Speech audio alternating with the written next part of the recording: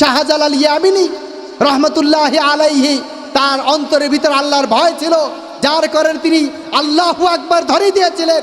আল্লাহু আকবার ধ্বনির এক ধ্বনির প্রকম্পনে ওখান থেকে তারা কি করেছিল, ওই হিন্দুরা যারা গৌর গোবিন্দ যারা মুসলমানদের পরে নির্যাতন চালাতো, তারা এক ধ্বনিতে ওই রাজত্ব ছেড়ে পালাতে বাধ্য হয়েছিল। এই পবিত্র কুরআনুল কারীম থেকে রাসূল করিম সাল্লাল্লাহু আলাইহি ওয়াসাল্লামের হাদিস থেকে আমরা পড়াশোনা করে গবেষণা করে সফলতার যে রূপ খুঁজে পেয়েছি, সেই সফলতা কি জিনিস, সেই সফলতা সম্পর্কে আজকে ইনশাআল্লাহ আমি আলোচনা করার চেষ্টা করব। আমা তৌফিকে ইল্লা বিল্লাহ। সুবহানাকা লা ইলমা লানা ইল্লা মা আল্লামতানা ইন্নাকা আনতাল আলিমুল হাকিম। আল্লাহ রাব্বুল আলামিন এই দুনিয়ার সফলতার জন্য অসংখ্য মানুষ অসংখ্য জিনিসকে তারা সফলতার চাবিকাঠি মনে করে নিয়েছে। কেউ মনে করে নিয়েছে আমি যদি দুনিয়ার বুকে একটা বা দুইটা ভবনের মালিক হয়ে যাই তাহলে হয়তো আমি সফল হয়ে যাব। কেউ মনে করেছে আমি যদি একটা পাজারু গাড়ি কিনতে পারি তাহলে আমি হয়তো সফল হয়ে যাব।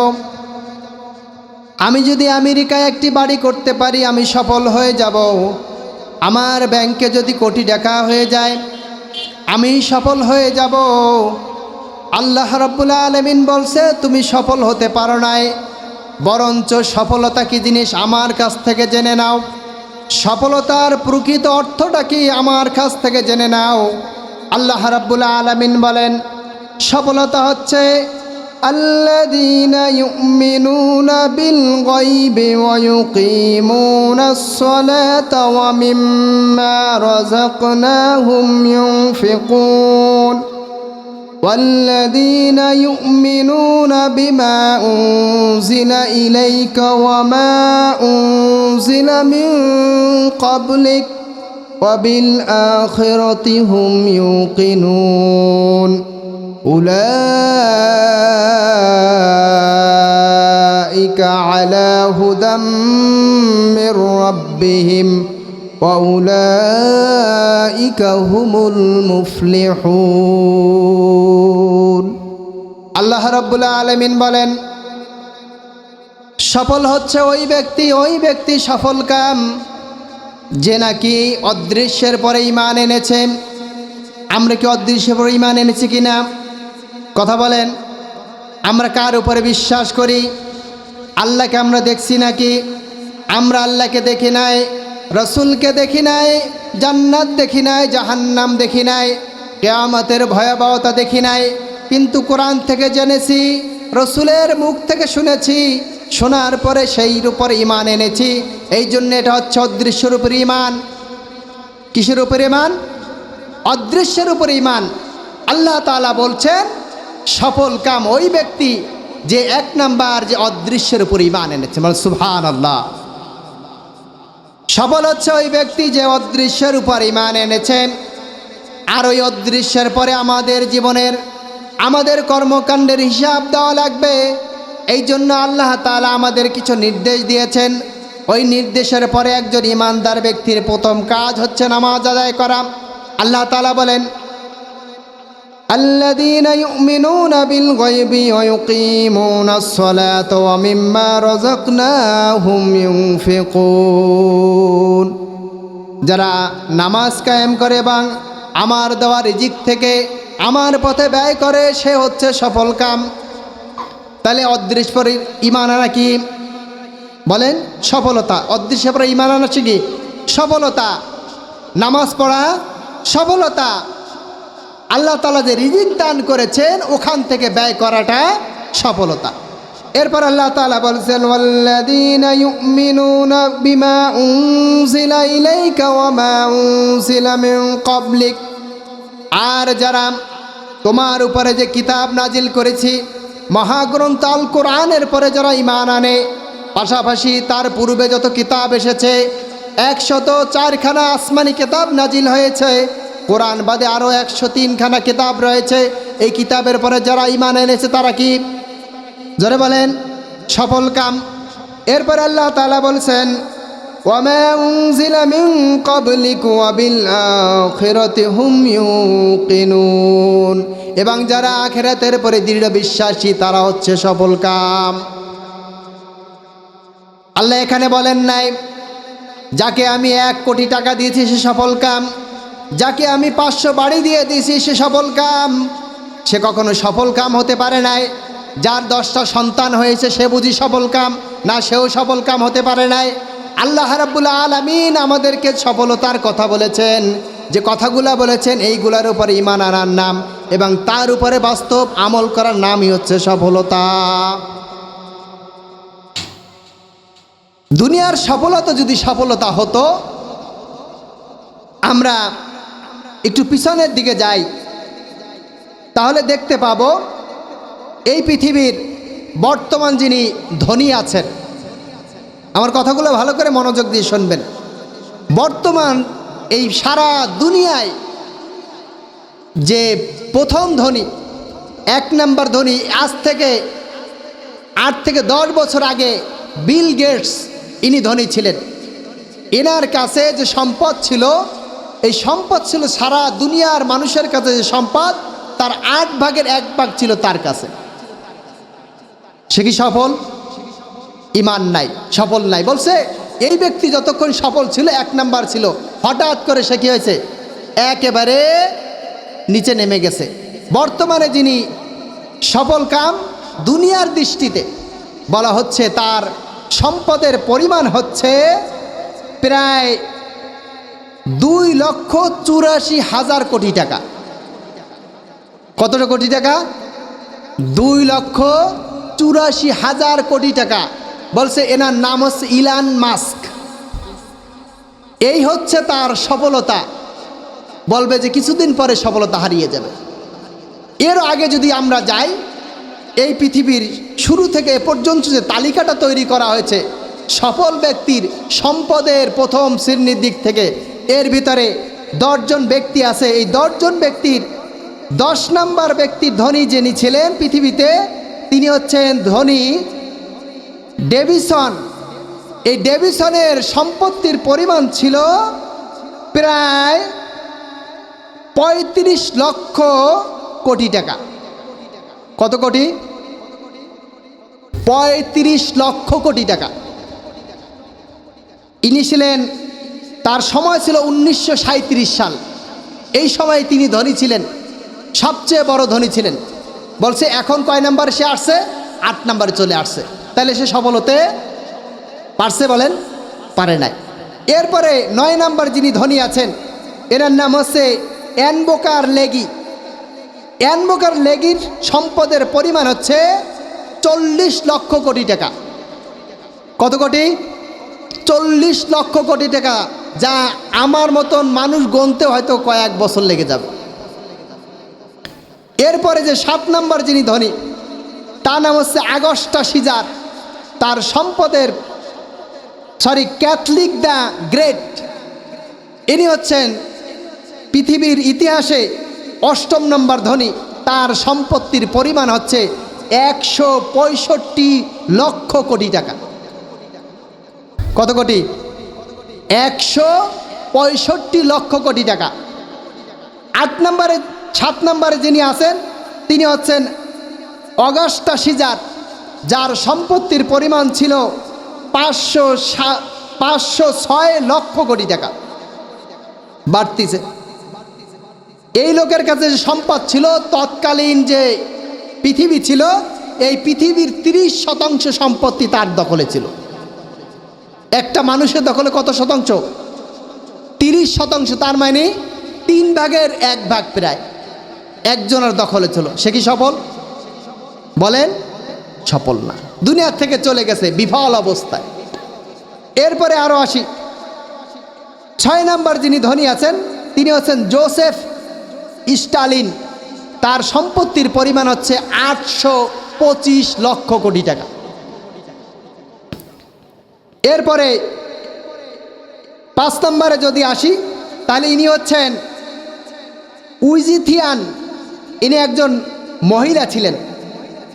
উইজিথিনিয়ান, ইনি একজন মহিলা, চাইনিজের, চীনার একজন অধিবাসী ছিলেন। এনার সম্পত্তির পরিমাণ ছিল সেই সময় 1760 লক্ষ কোটি টাকা। সফল? কথা বলতে হবে সফল? সফল না। এরপরে আসেন 4 নম্বর যিনি ধনী ছিলেন, তিনি ছিলেন সম্রাট আকবর। এই বেচারা সম্পত্তিও বেশি ছিল, আল্লাহ তাআলা তাকে দ্বীনের জ্ঞানও দান করেছিলেন, তিনি দ্বীনের জন্য কাজ করেছিলেন। এনার সম্পত্তির পরিমাণ ছিল 2310 লক্ষ কোটি টাকা। আমরা তো এখানে অনেকে আছি যারা 1 লক্ষ টাকাও অনেকে হয়তো একসাথে গুনি নাই, থাকতে পারি না আমরা, আছি। বলছে এত সম্পদ। এরপরে 3 নম্বর যিনি ধনী ছিলেন তার নাম হচ্ছে শেংজন। এনার সম্পত্তির পরিমাণ ছিল 3300 লক্ষ কোটি টাকা। এরপরে 2 নম্বর ধনী ছিলেন চেঙ্গিস খান, তার সম্পত্তির পরিমাণ ছিল 13,200 লক্ষ কোটি টাকা। এরপরে সর্বশেষ 1 নম্বর যিনি ধনী তার নাম হচ্ছে মাসনা মুসা, যিনি মালির সম্রাট ছিলেন। তার এত পরিমাণ সম্পদ ছিল যে তিনি একসাথে তার সময়কার 60,000 কর্মকর্তা কর্মচারীদের নিয়ে তিনি হজে গিয়েছিলেন। বলে সুবহানাল্লাহ। কত হাজার? 60,000। বলছেন ইনি যখন মিশরে গেলেন, মিশরের কায়রো রাজধানী, বলছে এখানে তিনি প্রায় 3 মাস অতিবাহিত করেছিলেন। বলছেন ওই সময় তিনি এত পরিমাণ সম্পদ মানুষকে দিয়েছিলেন, বলছে একবারে যাকে সম্পদ দেওয়া হয়েছিল ওই একবারে সম্পদ পেয়ে তৎকালীন তিনি অন্যতম কোটিপতি হয়ে গিয়েছিলেন। বলে সুবহানাল্লাহ।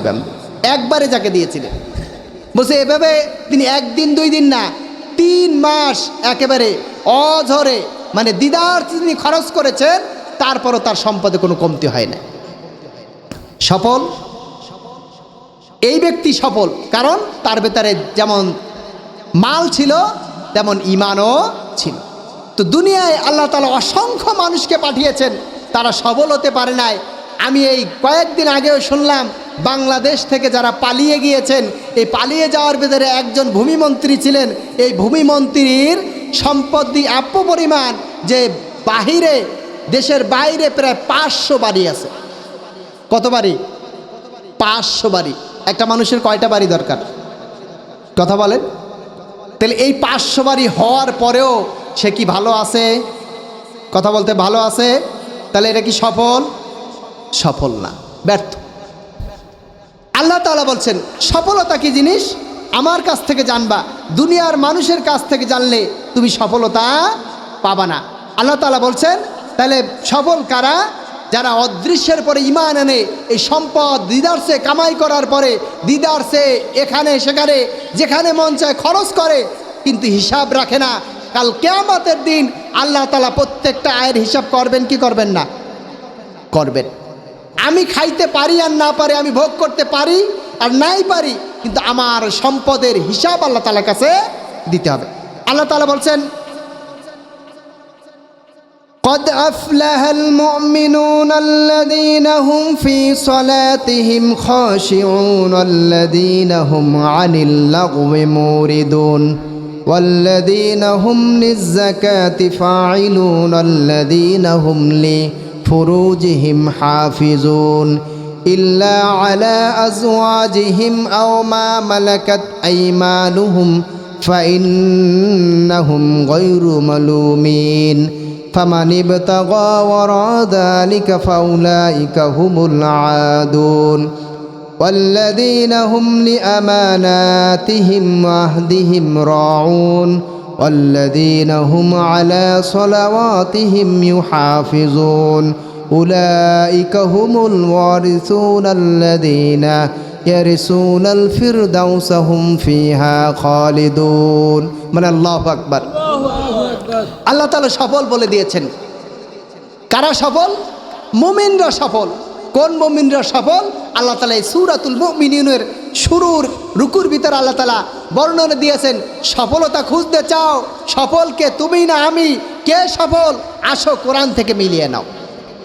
আল্লাহ তাআলা বলছেন কদ আফলাহাল মুমিনুন, ওই সমস্ত মুমিনরা সফল কাম হয়ে গেছে, আল্লাযীনা হুম ফি সলাতিহিম খাশিউন, যারা তাদের নামাজের ভিতরে খুশু খুজু অবলম্বন করে, যারা তাদের নামাজের ভিতরে বিনয়ী হয়, যারা তাদের নামাজের ভিতরে তার রবকে দেখতে পায়।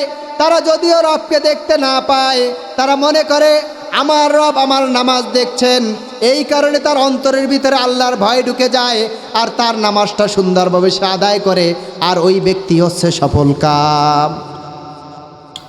ওই ব্যক্তি সফল কাম যে নামাজের ভিতরে খুশুখুজু পয়দা করতে পেরেছে। ঠোকর দেওয়ার মতন নামাজ সে পড়ে না, মুরগি যেরমের আদার খায়, খাবার খায়, ঠাপ টুপ করে মেরে চলে যায়, বলছে যে এটা সেটা করে না, বরঞ্চ সে নামাজে দাঁড়িয়ে গেলে বিনয় হয়ে যায়, আল্লাহর ভয় তার অন্তরের ভেতরে কাজ করে, সে হচ্ছে সফল কাম।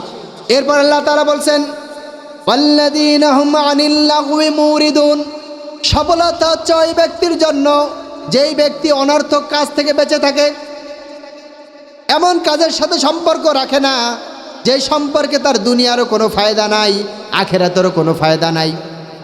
আমরা কি এর সাথে কম জড়িত না বেশি জড়িত বলেন? আমরা যদি আমাদের 24 ঘন্টা হিসাব করি যে আমি 24 ঘন্টার ভিতরে কি কি কাজ করেছি, একটা লিস্ট করি, তালিকা করি, তাহলে দেখা যাবে আমার 12 ঘন্টা সময় অপচয় হয়েছে, অনর্থক কাজে আমি কাটিয়ে দিয়েছি, কোনো দরকার ছিল না, বসে বসে গল্প দিচ্ছি, আজাইরা গল্প, যা কোনো কাজে লাগে না, করি কিনা বলেন? তাহলে কি সফল না ব্যর্থ? কথা বলেন। আপনি আমি যদি হিসাব করি, আমার বয়স হয়ে গেছে 40 বছর, ধরেন এই 40 বছর যদি আমি হিসাব করি, 1 ঘন্টা করে যদি সময় আমি নষ্ট করি, 365 গুণ দিয়ে দেখেন যে আপনার জীবন থেকে কতটা বছর আপনি নষ্ট করে দিয়েছেন। অথচ আপনার হায়াতটা আল্লাহ তাআলা দিয়েছিলেন আখিরাতের সফলতার জন্য। কিসের জন্য? জোরে বলেন। আখিরাতের সফলতার জন্য আপনার আল্লাহ দুনিয়ায় পাঠিয়েছিলেন। আপনি সফল হতে পারেন নাই, আপনি ব্যর্থতার গ্লানি নিয়ে আপনি ব্যর্থ অবস্থায় দুনিয়ার থেকে পার হয়ে গেছেন। আল্লাহ তাআলা বলছেন সফল হচ্ছে ওই ব্যক্তি যে ব্যক্তি অনর্থক কাজ থেকে বেঁচে থাকে, আর সফল হচ্ছে ওয়াল্লাযীনা হুম লিয-যাকাতি ফাইলুন, যারা তাদের নিজেদেরকে পরিশুদ্ধ করে। আল্লাহ তাআলা অন্যত্র বলছেন কদ আফলাহা মান তাযাক্কা, ওই ব্যক্তি সফল হয়েছে যে নিজেকে পবিত্র করেছে, পরিশুদ্ধ করে নিয়েছে, নিজের ভিতরে যে কলুষতা ছিল, নিজের ভিতরে যে খারাপই ছিল, ওটা ধুয়ে মুছে পরিষ্কার করে দিয়ে একজন স্বচ্ছ মানুষে পরিণত হয়েছে, ওই ব্যক্তি সফল হয়েছে। আমাদের নিজেদের ভিতরে পরিশুদ্ধ হওয়া দরকার। আল্লাহ তাআলা অন্যত্র বলেন, আল্লাহ তাআলা বলছেন ওয়াল্লাযীনা হুম লিফুরুজিহিম হাফিজুন, যারা তাদের লজ্জাস্থানকে হেফাজত করে। আল্লাহ রাসূল সাল্লাল্লাহু আলাইহি ওয়াসাল্লাম বলেছেন মান ইয়াদমানু লিমা বাইনি রিজলাইহি ওয়া মা বাইনা রিহলাইহি আদমানু লাহুল জান্নাহ। বলেন সুবহানাল্লাহ। আল্লাহ তাআলা বলছেন আমাকে 2টা জিনিসের যে জামিনদার হবে, 2টা জিনিস যে সংরক্ষণের ব্যাপারে আমাকে ওয়াদাবদ্ধ হবে, আমি মুহাম্মাদুর রাসূলুল্লাহ বলেন সাল্লাল্লাহু আলাইহি ওয়াসাল্লাম, জোরে বলেন, আমি মুহাম্মাদুর রাসূলুল্লাহ সাল্লাল্লাহু আলাইহি ওয়াসাল্লাম তার জন্য জান্নাতের জামিনদার হয়ে যাব। কার জন্য? 2টা জিনিসের যে সংরক্ষণের ব্যাপারে আমাকে ওয়াদাবদ্ধ হবে, আমাকে জামিনদার বানাবে, আমি আল্লাহ রসুল মুহাম্মাদুর রাসূলুল্লাহ তার জন্য জান্নাতের জামিনদার হয়ে যাব। সুবহানাল্লাহ। সেই 2টা জিনিস কি? 1 নম্বর হচ্ছে তার মুখ। বলেন কি? এই যে এই অঙ্গ খুব ক্রিটিক্যাল, এটা কিন্তু খুব সহজ না। আল্লাহ রসুল এমনি এমনি বলেন না যে তোমার জন্য জান্নাতের জামিনদার হব। এই একটা জিনিস আর 2 চোয়ালের মধ্যবর্তী লজ্জাস্থান, বলছে এই 2টা জিনিস সংরক্ষণ করা খুবই কঠিন কাজ, যদিও মনে হয় খুব সহজ। এই মুখ দিয়ে কি সত্য কথা বলি কি মিথ্যা কথা বলি রেকর্ড হবে না? ওমা ইয়ালফিযু মিনাল কওলি ইল্লা লাদাইহি রাকীবুন আতীদ। তোমরা মুখ থেকে যে কথা বের করো এমন কথা বের হয় না যে কথাটা আমি রেকর্ড করি না, সব কথা রেকর্ড হয়ে যাচ্ছে। তাহলে এখান থেকে খাবার খাই, ভালো খাই না হারাম খাই, রেকর্ড হচ্ছে না? এই মুখ থেকে মানুষের সাথে কথা বলি, বেফাস কথা বলি কিনা, এটা রেকর্ড হচ্ছে না? তাহলে মুখ কি সংরক্ষণ করা কি এত সহজ? এই মুখ থেকে অসংখ্য মানুষের গীবত করি। তাহলে মুখটাকে যদি কন্ট্রোল করা যায়, বলে যে একজন মহিলার সবচেয়ে বড় দোষ হচ্ছে মুখে। কোথায় বলেন তো? মুখে। একটা গল্প আপনারা সবাই জানেন। এক পীর সাহেবের কাছে গেছেন যে হুজুর আমার স্বামী খালি মারে। বলছে তাই? একটা তাবিজ দিছে, তাই তাবিজটা নিয়ে যাও। কি করতে হবে? বলছে এই তাবিজটা যখন তোমার স্বামী রাগ হবে, তোমাকে বকাঝকা করবে, তখন এটা মুখের ভিতরে দিয়ে রাখবা। বেশ, স্বামী ওই স্ত্রীর তাবিজ নিয়ে বাড়ি চলে গেছে। স্বামী যখন বাসায় আসছে, আসার পরে রাগারাগি শুরু। স্ত্রী টপ করে মুখের ভিতরে তাবিজটা দিয়ে দিছে। এখন স্বামী তো বকর বকর করতেই আছে, স্ত্রী কোনো কথা বলে না। মুখে কি বলেন তো? জোরে বলেন। তাবিজ। মার খায় নাই, অনেক দিন গেছে। এবার হঠাৎ করে একদিন বলতেছে, কি ব্যাপার তুমি আমার সাথে, আমি চিল্লাছি এততে তুমি কোনো কথা দিচ্ছ না কেন, রিয়াকশন নেই কেন তোমার? তাও কোনো কথা বলে না। এরপরে তাবিজটা বের করে যেই শুরু করছে, এই খাইছে আবার কি মোটামুটি কিলগুতা ঠিক মতন খাওয়া শুরু করছে। তখন আবার গেছে পীর সাহেবের কাছে, হুজুর আপনি তাবিজ দিয়েছেন তারপরও মার খেয়েছি। বলছে কেন খাইছেন? আপনার স্বামী যখন রাগ হয়েছিল তখন কি এটা তাবিজটা মুখে ছিল? বলছে না, বারবার বলতেছিল যে তুমি চুপ কেন, আমি তো বাইর করে কথা বলছিলাম। বলছে এইটাই তো সমস্যা। তাহলে এই মুখ কি সবচেয়ে বড়? এই যে জিহ্বাটা দেখছেন, এই জিহ্বাটা খুবই নরম একটা তুলতুলে জিনিস, কিন্তু এর আঘাত, কুড়ালের আঘাত দিয়ে একটা মানুষকে ক্ষতবিক্ষত করার পরে ওটা মেডিসিন দিয়ে তাকে ভালো করা যায়, সুস্থ করা যায়, তার মনের ক্ষত দূর করা যায়। কিন্তু জিহ্বা দিয়ে আঘাত করলে মানুষের শরীরের, মানুষের যে অন্তরটা আছে ক্ষত বিক্ষত হয়ে যাওয়া কোনো সোজা করা যায় না, ভালো করা যায় না। জিহ্বা দিয়ে আপনি একটা কথা বললেন, বেশি কিছু না, বলে তুই তালাক। কী হবে বলেন তো? এত ঘটা করে একটা সম্পর্ক করেছেন, সুন্দর করে সম্পর্ক করেছেন, কি হয়ে গেছে? ছিন্ন হয়ে গেছে। কথা তো একটা বলছেন, বেশি তো বলেন নাই। তাহলে মুখের পাওয়ার আছে কিনা বলেন? তাহলে মুখটা কি সংরক্ষণ করা কি সহজ না কঠিন? কথা বলেন।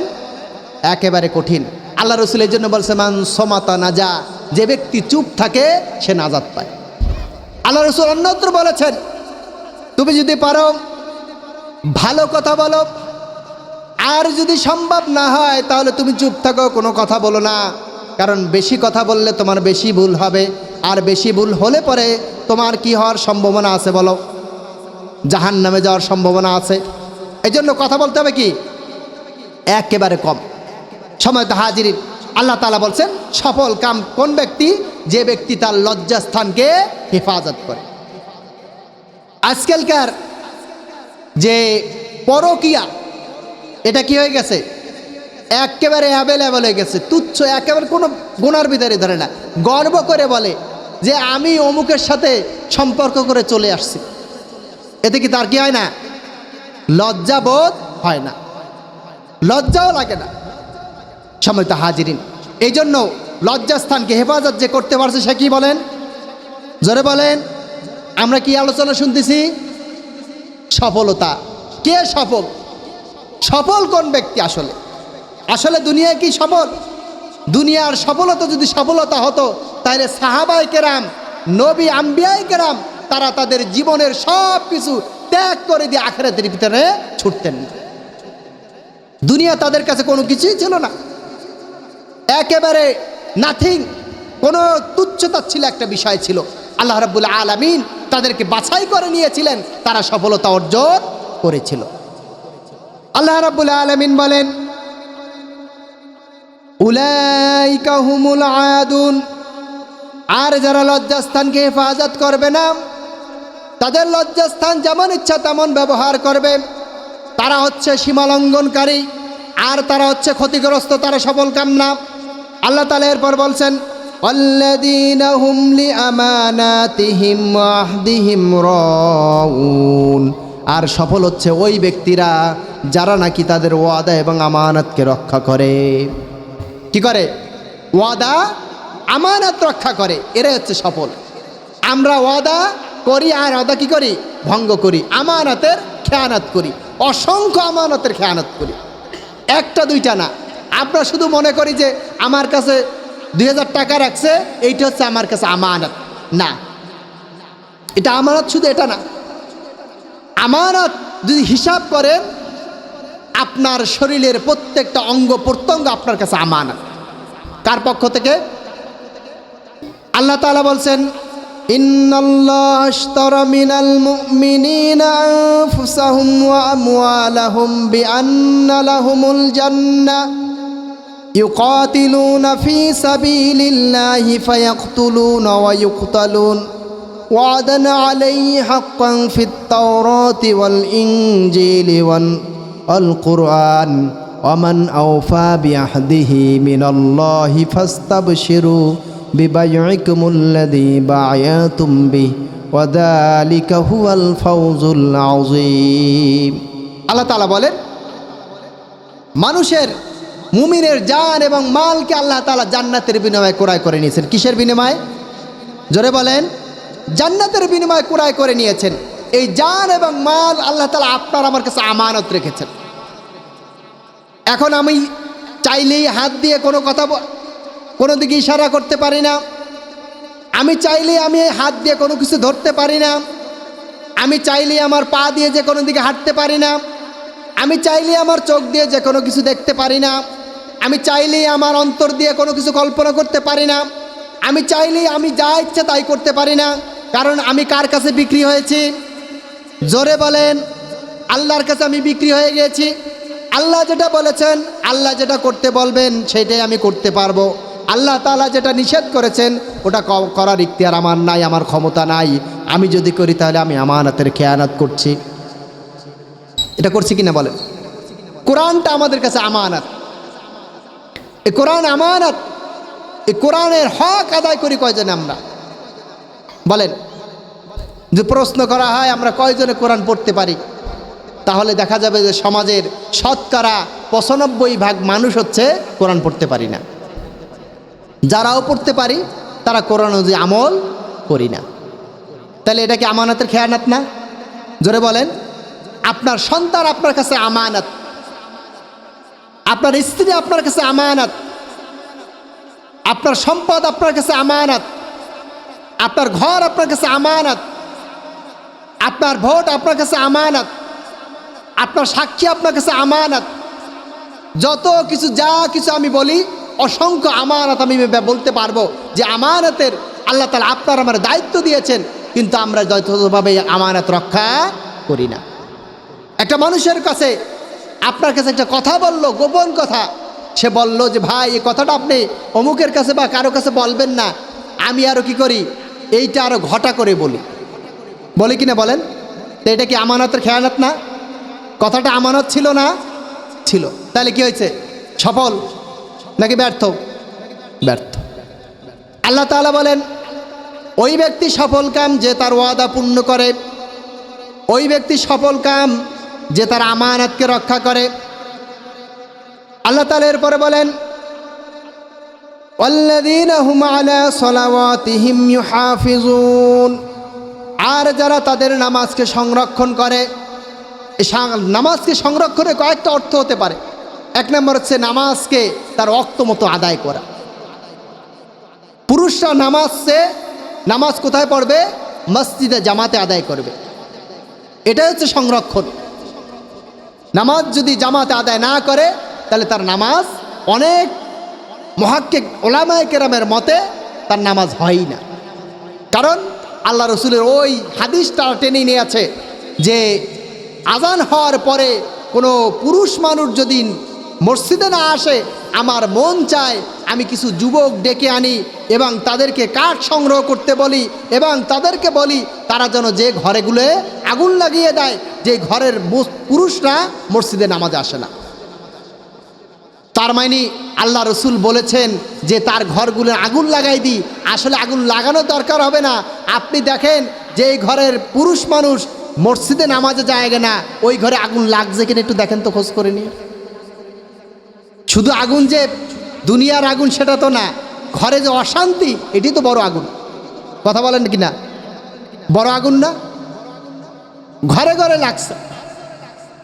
আল্লাহ রসুলের এই হাদিস দিয়ে বলা হচ্ছে যে সে কি করবে না? ঘরে নামাজ আদায় করবে না। অন্ধ সাহাবী আব্দুল্লাহ ইবনে মাখদুম রাদিয়াল্লাহু তাআলা আনহু, তিনি অন্ধ ছিলেন। আল্লাহ রসুলের কাছে আসলেন। আল্লাহ রসুলের কাছে এসে বললেন, ইয়া রাসূলুল্লাহ, আমি তো অন্ধ মানুষ, আমার জন্য কি নামাজ জামাতে আদায় করা জরুরি? আল্লাহ রসুল বললেন না। তিনি চলে গেলেন কিছু দূরে, আবার তাকে ডাকা হলো, এই ওকে ডেকে নিয়ে আসো। তাকে ডেকে এনে বলল, তুমি কি আজান শুনতে পাও? বলছে, হ্যাঁ আজান শুনতে পাই। আল্লাহ রসুল বললেন, যদি আজান শুনতে পাও তাহলে তুমি আজানের জবাব দিবা আর নামাজে এসে জামাতে শরীক হবা। মানে সুবহানাল্লাহ। নামাজের গুরুত্বটা কত দেওয়া হয়েছে, অথচ আমরা বেখেয়াল, কোনো খেয়াল নেই আমাদের এই ব্যাপারে। আরও কয়েকটা অর্থ হতে পারে নামাজের। রুকু, সেজদা, তাসবিহ, তাহলিল, তেলাওয়াত, যা কিছু আছে যা যথাযথভাবে আদায় করা, এটা নামাজের একটা সংরক্ষণ, হেফাজত। কয়জনে করি বলেন? আমি একদিনের একটা গল্প বলছিলাম একজনের কাছে, যে একজন ডাক বাংলা আমি নামাজ পড়তেছি, ওই বেচারা আওয়াবিন নামাজ পড়ছে 6 রাকাত, মাগরিবের নামাজ, নামাজের পরে 6 রাকাত আওয়াবিন নামাজ পড়ছে। তা আমি নামাজ পড়ে তাসবিহ পড়তেছিলাম, 2 মিনিটেতে 6 রাকাত নামাজ পড়া শেষ। কয় মিনিট বলেন তো? নামাজ পড়ছে না নামাজ তাড়াইছে? বলেন, এ কি নামাজ পড়া বলে না নামাজ তাড়ানো বলে? এ নামাজ হবে? হ্যাঁ, নামাজ হবে না। নামাজের শ্রাদ্ধ ছেড়ে দিছে লোক। এই নামাজের কোনো দ্বারা ফাওয়াইলুল লিল মুসাল্লিন। আল্লাহ তাআলা বলছেন, ধ্বংস ওই নামাজের জন্য যারা এই ধরনের নামাজ আদায় করে। কোনো লাভ নাই। আপনি 2 রাকাত পড়েন, সেটা যথাযথভাবে পড়েন। কোয়ান্টিটি দরকার নাই, কোয়ালিটি দরকার। সংখ্যাকে কত হইলে? আল্লাহ তাআলা বলছে, আল্লাযী খলাকাল মাউতা ওয়াল হায়াতা লিয়াবলুয়াকুম আইয়ুকুম আহসানু আমালা। আল্লাহ তাআলা বলছেন যে কত ভালো আমল করতে পারো এটা দেখার জন্য আল্লাহ তাআলা দুনিয়ায় পাঠিয়েছেন। কিসের জন্য বলেন তো?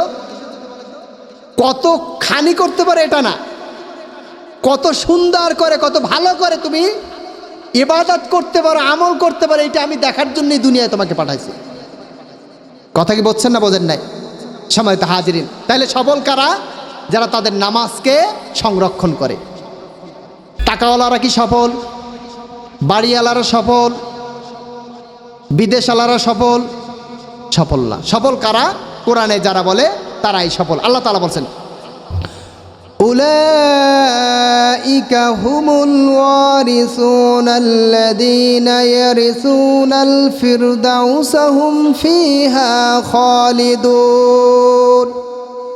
তারাই হবে এই যে অর্জন করলো, যারা নামাজ সংরক্ষণ করলো, লজ্জাস্থান হেফাজত করলো, আমানত রক্ষা করলো, ওয়াদা রক্ষা করলো, তারপরে হচ্ছে তার পবিত্রতা অর্জন করলো, যথাযথভাবে নামাজ আদায় করলো। বলছে এরা হচ্ছে সফল। শুধু সফল না, আল্লাহ তাআলা বলছেন আমি তাদেরকে জান্নাতের ওয়ারিস বানাই দিলাম। সুবহানাল্লাহ। কোথার ওয়ারিস? জোরে বলেন, কোন জান্নাতের? জান্নাতুল ফিরদাউসের। আল্লাহ রসুল বলছেন যদি তুমি কোনোদিন জান্নাত চাও তাহলে জান্নাতুল ফিরদাউস চাইবা। সুবহানাল্লাহ বলবেন না? কোন জান্নাত চাইতে বলছেন? জান্নাতুল ফিরদাউস হচ্ছে এই যে জান্নাত আছে 8টি জান্নাতের ভিতরে আলা, সর্বোত্তম সর্বোৎকৃষ্ট জান্নাতের নাম হচ্ছে জান্নাতুল ফিরদাউস। তো বলছে এই কোয়ালিটি যারা অর্জন করবে আল্লাহ তাআলা তাদেরকে জান্নাতের ওয়ারিস বানিয়ে দিবেন, তারা কখনো ওখান থেকে বের হবে না। সম্মানিত হাজিরিন, এরপরে আল্লাহ তাআলা বলেন, আলা ইন্না আউলিয়া আল্লাহি লা খাউফুন আলাইহিম ওয়া লা হুম ইয়াহজানুন আল্লাযীনা আমানু ওয়া কানু ইয়াত্তাকুন লাহুমুল বুশরা ফিল হায়াতিদ দুনিয়া ওয়া ফিল আখিরাহ লা তাবদীলা লিকালিমাতিল্লাহ যালিকা হুয়াল ফাওজুল আযীম। আল্লাহ তাআলা বলেন সাবধান জেনে রেখো, যারা আল্লাহর বন্ধু, কারা আল্লাহর বন্ধু? আল্লাযীনা আমানু ওয়া কানু ইয়াত্তাকুন, যারা ঈমান এনে এবং তারা সব সময় আল্লাহকে ভয় করতে থাকে। কি করতে থাকে? ভয় করতে থাকে। একবার ভয় করে না, চলমান ভয় চলতেই থাকে। কখনো আল্লাহর ভয় অন্তর থেকে বের হয়ে যায় না, কখনো অন্তর থেকে আল্লাহর ভয় বের করে দেয় না। আমি বাহিরে যখন মানুষের মাঝে থাকি তখন আমার ভিতরে খুব মুত্তাকি ভাব, একেবারে মনে হয় যেন এর মতন লাজুক মানুষ দুনিয়ায় আর নাই। কিন্তু যখন আমি একাকী হয়ে যাই অথবা গোপনে কোথাও চলে যাই তখন আমি আল্লাহকে টোটালি ভুলে যাই। বলছে এ না যে গোপনেও আল্লাহকে ভয় করে, প্রকাশ্য আল্লাহকে ভয়, আল্লাহকে ভয় থাকে, চলমান থাকে। ঘুমাতে গেলেও আল্লাহকে ভয় পায়, খাইতে গেলেও আল্লাহকে ভয় পায়, দেখতে গেলেও আল্লাহকে ভয় পায়, বলতে গেলেও আল্লাহকে ভয় পায়, শুনতে গেলেও আল্লাহকে ভয় পায়, চলতে গেলেও আল্লাহকে ভয় পায়, ধরতে গেলেও আল্লাহকে ভয় পায়, চিন্তা করতে গেলেও আল্লাহকে ভয় পায়, বাথরুমে গেলেও আল্লাহকে ভয় পায়, স্ত্রীর কাছে গেলেও আল্লাহকে ভয় পায়। বলছে আনাছে কানে আছে, দুনিয়ার পৃথিবীর যা যেখানে চাকরা গেল, বড় বাচ্চার কাছেও গেলেও কাকে ভয় করে? আল্লাহকে ভয় করে। বলে আল্লাহর ভয় ছাড়া তার অন্তরের ভিতরে আর কারো দুনিয়ার ভয় কোনো জায়গাই নাই। কাউকে পরোয়া করে না। পরোয়া করে কাকে? জোরে বলেন। আমরা কাকে ভয় পাই? পাই আল্লাহকে ভয়। আমরা মুসলমান যদি আল্লাহকে ভয় পাইতাম তাহলে আমাদের উপরে বেদিনরা, আমাদের পরে অমুসলিমরা ছড়ি নাড়াইতে পারতো না। আমাদের অন্তর থেকে আল্লাহর ভয় বের করে দিয়েছি। আল্লাহ তাআলা দুনিয়ার শত্রুদের ভয় আমাদের অন্তরের ভিতরে ঢুকাই দিয়েছে। অন্তরের ভিতরে যার আল্লাহর ভয় ছিল, শাহজালাল ইয়ামিনী রহমতুল্লাহি আলাইহি, তার অন্তরের ভিতরে আল্লাহর ভয় ছিল, যার কারণে তিনি আল্লাহু আকবার ধ্বনি দিয়েছিলেন। আল্লাহু আকবার ধ্বনির এক ধ্বনির প্রকম্পনে ওখান থেকে তারা কি করেছিল? ওই হিন্দুরা যারা গৌর গোবিন্দ যারা মুসলমানদের পরে নির্যাতন চালাতো, তারা এক ধ্বনিতে ওই রাজত্ব ছেড়ে পালাতে বাধ্য হয়েছিল। সেই আল্লাহর ভয় থাকা দরকার। এখনো যদি সেই আল্লাহর ভয় ঢুকে যায় তাহলে কি হবে? তারা ছেড়ে দিতে কি দৌড়াবে। যেমনটা পালিয়েছেন 20 বছর প্রচেষ্টা করার পরেও আফগানিস্তানে টেকতে পেরেছে? জোরে বলেন। পারে না। কেন পারে নাই? কারণ তারা ওই সাদা চামড়ালাদের ভয় পায় নাই, ভয় পাইছে কাকে? আল্লাহকে ভয় পেয়েছে। আল্লাহর ভয় যদি অন্তরে ঢুকে যায় পৃথিবীর কোনো পরোয়া কাউকে করা লাগবে না। আল্লাহ তাআলা আপনাকে সফলতার দ্বার দেখিয়ে দেবেন। আল্লাহ তাআলা বলেন লা খাউফুন আলাইহিম ওয়ালা হুম ইয়াহজানুন, যারা আল্লাহর বন্ধু তাদের কোনো ভয় নাই, কোনো দুশ্চিন্তা নাই, কারণ আল্লাহ তাদের বন্ধু। কে আমাদের বন্ধু? জোরে বলেন, আরো জোরে বলেন। আল্লাহ আমাদের বন্ধু। আল্লাহ যদি আমাদের বন্ধু হয়ে যায়, এই দুনিয়ার কাউকে আমার বন্ধু পাওয়ার দরকার নাই। আমার এক আল্লাহ যদি আমার বন্ধু হয়ে যায়, আমি দুনিয়ায় সফল হব, আখিরাতেও সফল হব। হব কি হব না? এই জন্য আল্লাহর ভয় থাকা দরকার। আল্লাহ তাআলা বলেছেন ওয়ালা হুম ইয়াহজানুন আল্লাযীনা আমানু ওয়া কানু ইয়াত্তাকুন লাহুমুল বুশরা ফিল হায়াতিদ দুনিয়া। শুধুমাত্র আমাকে ভয় করার কারণে আমি আল্লাহ তাআলা দুনিয়া তাকে সুসংবাদ জানাবো। দুনিয়া কি জানাবো? সুসংবাদ দেব আমি। যে সুসংবাদ, আতঙ্কে তোমরা থাকো, আতঙ্ক আমি দূর করে দেব। তোমরা যে ক্ষুধার ভয় পাও, আমি ক্ষুধার ভয় দূর করে দেব। তোমরা যে দুনিয়ার মানুষের আক্রমণের ভয় পাও, আমি আক্রমণ থেকে তোমাদের হেফাজত করব। দুনিয়ার সমস্ত সফলতা তোমার পায়ে এসে গুড়গুড় করবে। একটা ফুটবল, তার পিছনে যদি মানুষ দৌড়ায়, তাকে ধরার জন্য ওই ফুটবলকে হাতে ধরা দেবে? কথা বলেন, কি হবে? ফাউল হবে, ফাউল হবে, প্লান্টিক খাবে সে। আর যদি বলকে লাথি মারে তাহলে কি তার গন্তব্যে পৌঁছতে পারবে কি পারবে না?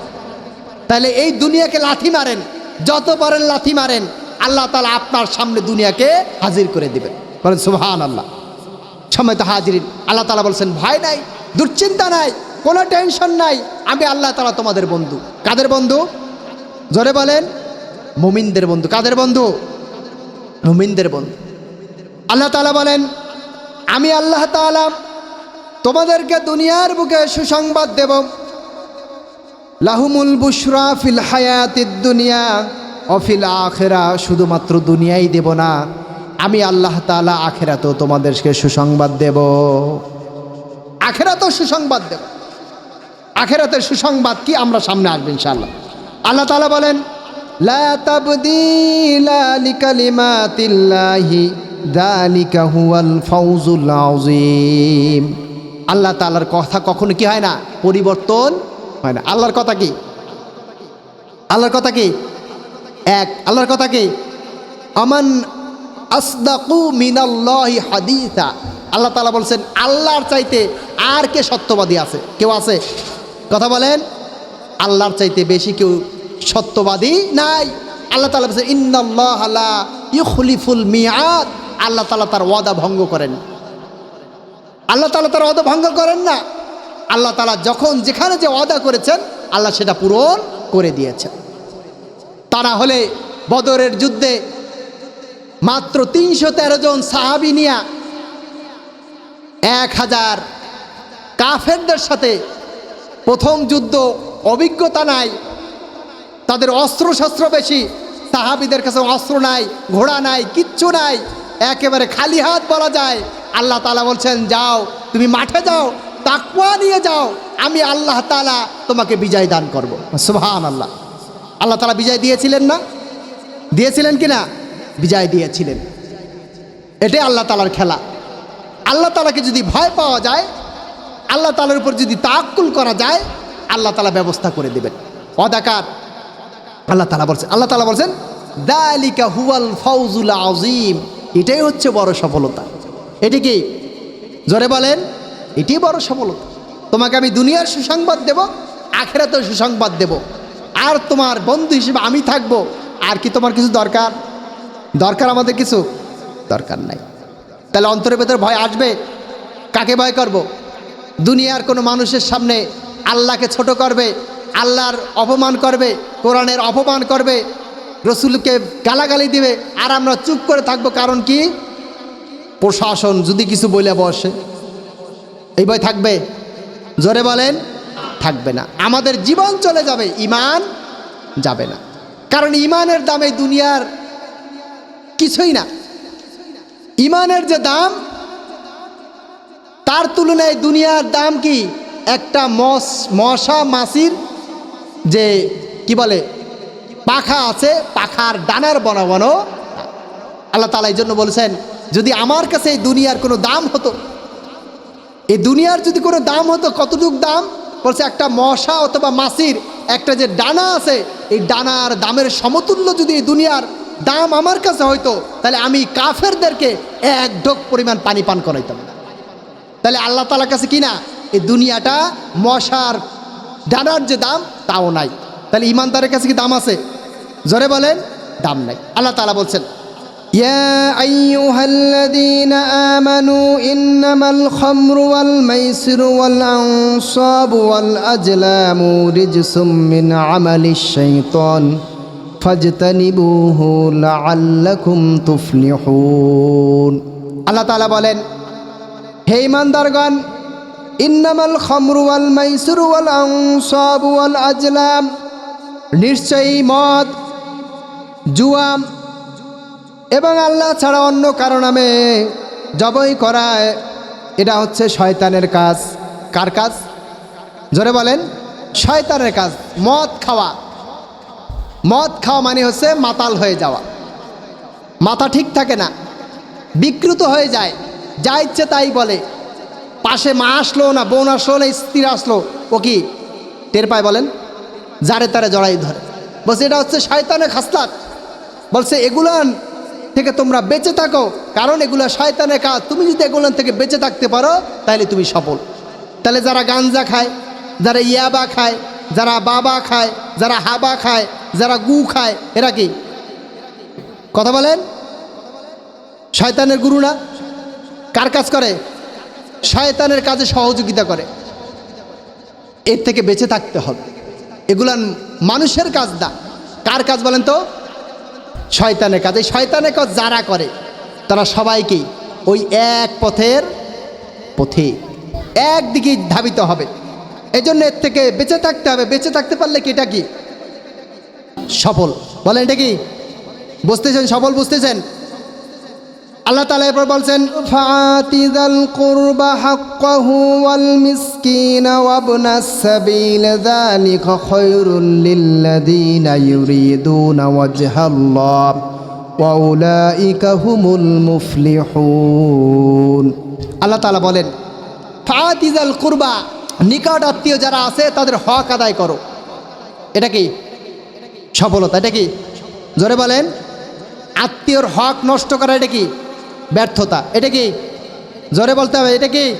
আত্মীয়র হক আদায় করা সফলতা, তাকে ঠকানো ব্যর্থতা। তাইলে আল্লাহ তাআলা বলছেন তুমি কি করো? তোমার নিকট আত্মীয় যে আছে তার হক আদায় করে, এটা তোমার জন্য সফলতা। ওয়াল মিসকিন, যারা অভাবী আছে, সমাজে খেতে পারে না, পড়তে পারে না, থাকতে পারে না, আপনার সম্পদ আল্লাহ তাআলা দিয়েছেন, এই সম্পদ থেকে আপনি তার জন্য ব্যয় করেন, তার জন্য খরচ করেন, তাকে খাবারের ব্যবস্থা করে দেন, তাকে পোশাকের ব্যবস্থা করে দেন, তার জন্য আপনি ঘরের ব্যবস্থা করে দেন, বাসস্থানের ব্যবস্থা করে দেন। আপনি যদি করে দিতে পারেন আপনি সফল। আপনি কি দেই তো নাই, বরঞ্চ ঘরের জন্য বাজেট হয় 10 লাখ, ওইখান থেকে মারিং হয় 7 লাখ আর 3 লাখের কাজ হয় কিনা বলেন? তাহলে কি ইট খায়, সিমেন্ট খায়, বালু খায়, রড খায়। কাল কিয়ামতের দিন এদেরকে ধরা হবে যে পেট ভর্তি এতগুলা রড, এত সিমেন্ট, এত বালু। আল্লাহ তাআলার কাছে বলে, আল্লাহ এগুলা নাইলো কয়েন্দা, এত আমি জীবনেও খাই নাই। বলছে যে ওই যে অমুক বিধবার ঘরের খাইছিস না, ওইগুলো সব ইটে রয়েছে। খাই কিনা বলেন? বিজিএফ কার্ডের টাকা খায় কিনা? হ্যাঁ, টিউবওয়েলের টাকা মাইরে খায় কিনা? খায়। সম্মানিত হাজিরিন, এরা হচ্ছে মিসকিনদের ঠকায়, হক ঠকায়। বলছে এদেরকে আল্লাহ তাআলা শাস্তি দিবেন, এরা সফল না, এরা কি ব্যর্থ। এরা কি বলেন? ব্যর্থ। আল্লাহ তাআলা বলছেন ওয়াবনাস সাবিল, আর যারা পথিকের উপকার করে, পথিকের হক আদায় করে, তারা সফল। যালিকা খায়রুল লিল্লাযিনা ইউরিদুনা ওয়াজহাল্লাহ, এটা হচ্ছে তাদের জন্য যারা নাকি আল্লাহর সন্তুষ্টির জন্য এগুলো করে। কার সন্তুষ্টির জন্য? আল্লাহর সন্তুষ্টির জন্য। যারা আল্লাহর সন্তুষ্টির জন্য এই কাজগুলো করে থাকে, আল্লাহ তাআলা তাদেরকে সফল বলেছেন। এরপর আল্লাহ তাআলা বলেছেন ওয়া উলাইকা হুমুল মুফলিহুন, আর এরাই হচ্ছে সফল। এরা কি সফল? এরপর আল্লাহ তাআলা বলছেন কুল লা ইয়াস্তাউিল খাবিসা ওয়াত তাইয়্যিব ওয়ালাউ আজাবাকা কাসরাতাল খাবিসা ফাত্তাকুল্লাহা ইয়া উলিল আলবাব লাআল্লাকুম তুফলিহুন। আল্লাহ তাআলা বলেন কুল, হে নবী আপনি বলেন, লা ইয়াস্তাবিল খাবিসা ওয়াত তাইয়্যিব, বলছেন যে পবিত্রতা এবং অপবিত্রতা এক জিনিস না, হালাল এবং হারাম এক জিনিস না, বৈধ এবং অবৈধ এক জিনিস না। বলছে যদিও তোমাদেরকে আকৃষ্ট করে খবিস বা খারাপ জিনিস, পাপাচারী তোমাদেরকে আকৃষ্ট করে, খারাপ পথে চলতে খুব ভালোই লাগে নাকি? গান শুনতে ভালো লাগে না? কথা বলে না? আরে আপনারা শোনেন না, পাপ হয় তাই শোনেন না। গান শুনতে এমনি তো ভালো লাগে, লাগে কি না? লাগে। আচ্ছা, অশ্লীল একজন খোলামেলা এক মহিলা হাইটে যাচ্ছে, দেখলে তো ভালোই লাগে। কথা বলে না? ভালো লাগে কি না? লাগে তো, কিন্তু দেখি না। কেন দেখি না? আল্লাহকে ভয় পাই তাই দেখি না। এগুলোর মজা লাগে। ইউটিউব খুলে যদি আপনি সারাদিন বসে বসে ওগুলো দেখেন, আল্লাহকে আসতে নেই, জিব্রাইল পাঠাই দিয়েছে, ধর ওর কলা চাইপা ওরা এখানে মটকা দিয়ে দেয় কেউ আসছে। আল্লাহ বলছেন দেখো সমস্যা নেই, রশি তো আমার কাছে, একদিন তো আসবা তুমি, তখন আমি ধরবো ঠিক মতো। আল্লাহ তাআলা বলছেন এগুলো তোমাকে আকৃষ্ট করে, তোমাকে মজা দেয়, কিন্তু এর ভিতরে কি নাই? কল্যাণ নাই, এর ভিতরে কি অকল্যাণ নিহিত রয়েছে। আল্লাহ তাআলা বলছেন যে যদিও তোমাকে আশ্চর্য করে, তবে কি করো? আল্লাহকে ভয় করো।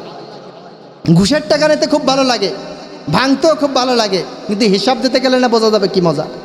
হ্যাঁ, সুদের টাকা, সুদখোরের অভাব নাই এলাকায়, অনেক জায়গায় আছে, এ জায়গায় হয়তো দু একজন থাকতে পারে, বলে যে সুদ আর ব্যবসা তো সমান জিনিস, ওতে কী হয়, উনি একজন ব্যবসা করে নেয় আর আমিও তো দিই, উনিও তো আমার সেই টাকার বিনিময় তো দিচ্ছে।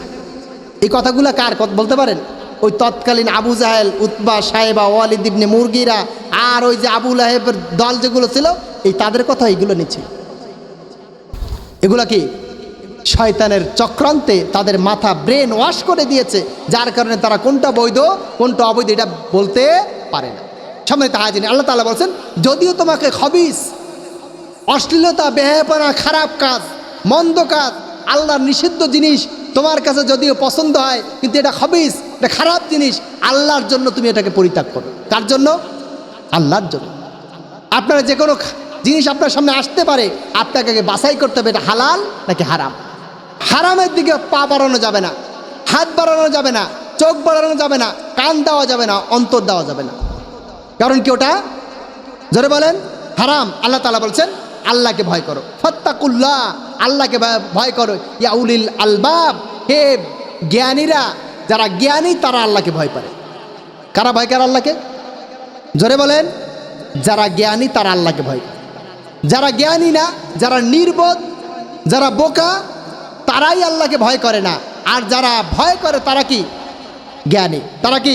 জ্ঞানী। আল্লাহ তাআলা বলেন লাআল্লাকুম তুফলিহুন, যাতে করে তুমি সফলতা লাভ করতে পারো। তাহলে সফলতা কি?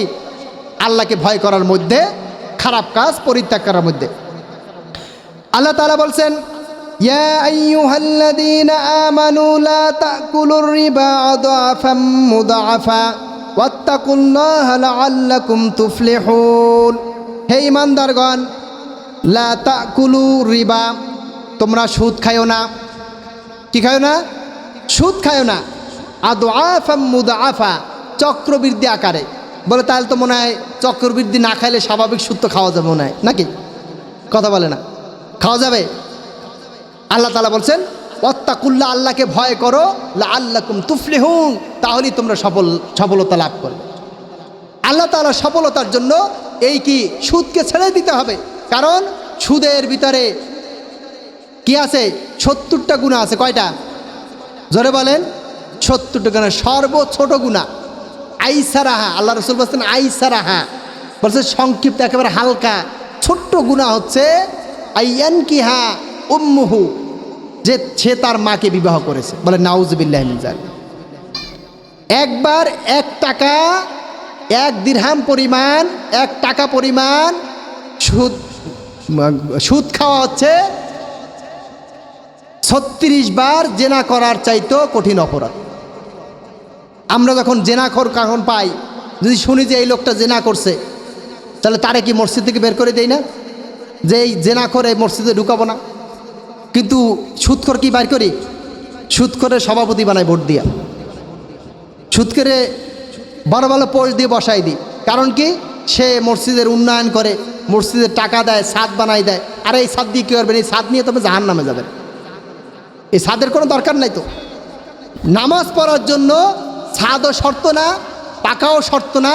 নামাজ পড়ার জন্য এগুলো কোনো শর্তের ভিতরে পড়ে না। মসজিদ পাকা কি এগুলো জিজ্ঞাসা করবেন আল্লাহ, যে তুমি অমুক এলাকায় ছিলে আরাফতনগরে, ওই আরাফতনগরে মসজিদ পাকা হয় না কেন, হিসাব দাও। তুমি বলবে নাকি? আল্লাহ এটা জিজ্ঞাসা করে নামাজ পড়ো না কেন? কাঁচা থাক, কিন্তু আপনার ইমানটা যেন পাকা হয়। এজন্য চেষ্টা করতে হবে। আরও সফলতার অনেক কিছু রয়েছে, যে কথাগুলো বললাম আমি সহ আমরা সকলে যেন এই সফলতার যেন পথে আমরা চলতে পারি। আল্লাহ তাআলা যেন আমাদের সফলকামী হিসেবে কবুল করে। সকলে বলে আমিন। আসসালামু আলাইকুম ওয়া রাহমাতুল্লাহি ওয়া বারাকাতুহু।